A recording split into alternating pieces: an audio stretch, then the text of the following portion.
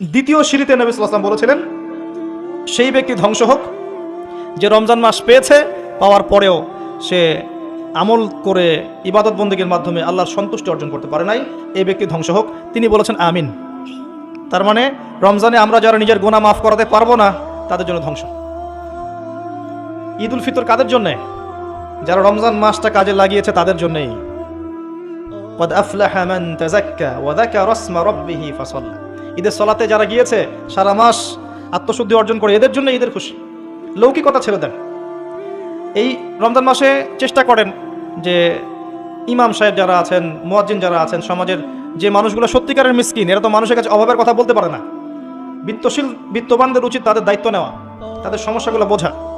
খেয়াল করে দেখবেন, দুনিয়ার ফাসেক, জালেম, মুনাফিক রমজান মাসে এমন দাপট দেখাবে ইসলামিক সোসাইটির মধ্যে, মনে হবে এরা কতই না বড় পরহেজগার। এই লৌকিকতাগুলো ছেড়ে